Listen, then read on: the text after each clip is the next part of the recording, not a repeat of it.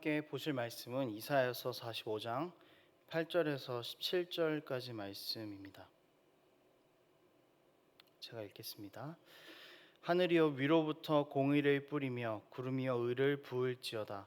땅이여 열려서 구원을 싹트게 하고 공의도 함께 움돋게 할지어다. 나 여호와가 이 일을 창조하였느니라.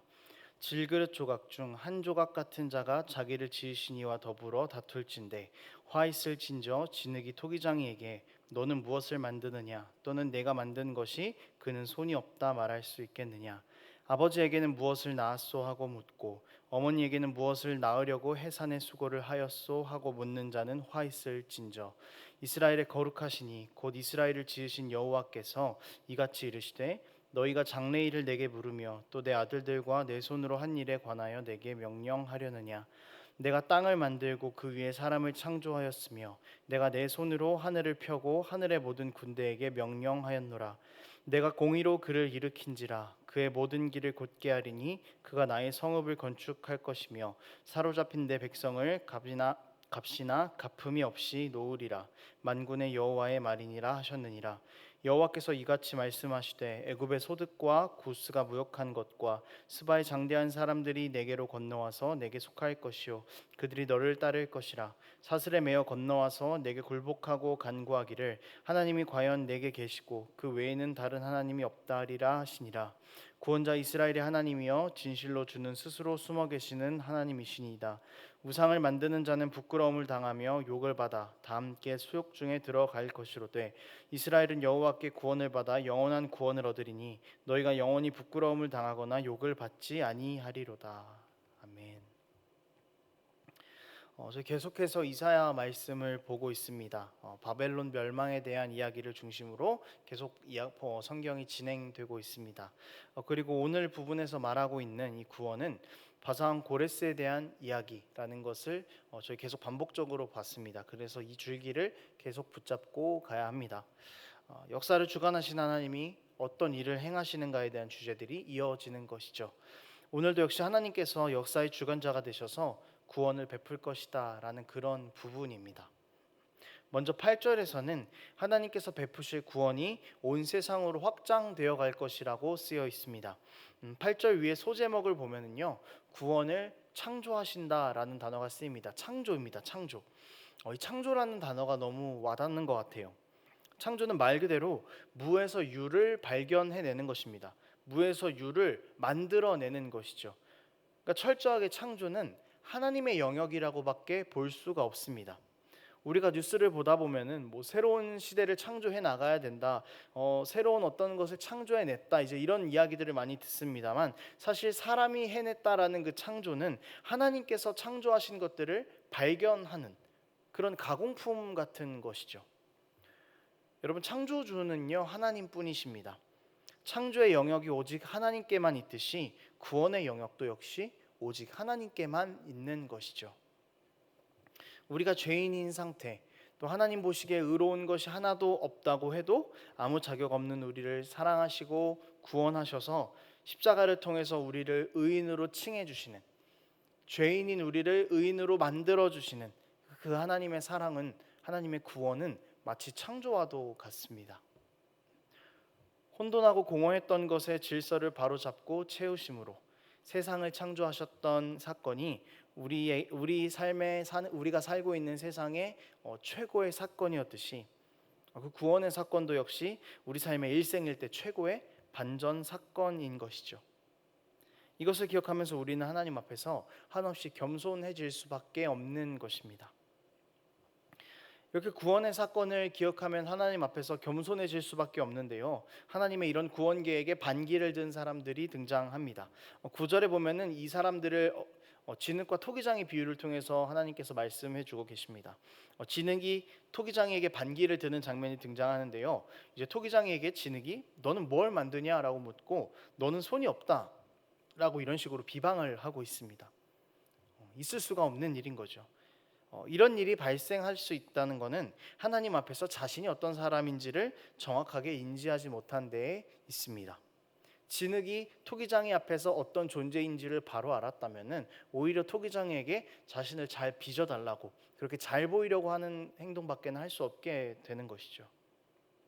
하나님 앞에서 내가 어떤 혜택을 받았고 하나님 앞에서 내가 얼마나 작은 자인지를 우리가 바로 기억하게 된다면 하나님 앞에서 우리가 행할 수 있는 것은 겸손밖에는 없는 것입니다. 하나님께서는 이렇게 반기를 드는 자들에게 10절의 맨 위에서 화가 있을 것이다 라고 말씀하십니다. 여러분, 교만한 자는요 하나님으로부터 오는 가장 중요한 것을 놓치게 됩니다. 13절 말씀을 읽겠습니다. 내가 공의로 그를 일으킨지라 그의 모든 길을 곧게 하리니 그가 나의 성읍을 건축할 것이며 사로잡힌 내 백성을 값이나 갚음이 없이 놓으리라. 만군의 여호와의 말이니라 하셨느니라. 하나님께서는 고레스를 통해서 이스라엘이 구원받고 회복될 것이라고 말씀하셨습니다. 그것을 말씀하신 내용이 13절입니다. 교만한 자들은요 이 13절 안에 말씀 안에 있는 이 구원을 놓치게 됩니다. 사로잡혔던 백성이 노임을 받게 되는, 그 모든 것을 잃어버렸던 백성이 다시 회복되게 되는 이 역사를 놓치게 된다라는 것이죠. 고레스를 통한 구원은요 길이 없는 곳에 길을 내시는 하나님만이 하실 수 있는 창조의 구원의 일이었습니다. 심지어 하나님을 믿지도 않는 사람의 정책으로 이스라엘을 회복시킨다라는 것은 정말 누군가가 이것을 계획했다고밖에는 생각할 수밖에 없죠. 이 우연과도 같은 일, 불가능한 일을 가능하게 하신 분이 하나님이셨습니다. 하나님께서 이런 일들을 행하신다고 말씀하셨음에도 불구하고 의심하는 자들은 결코 하나님께서 베푸는 구원을 맛볼 수 없을 것입니다. 하나님의 구원은 겸손하게 하나님 앞에서 행하는 자들에게 분명하게 주어집니다.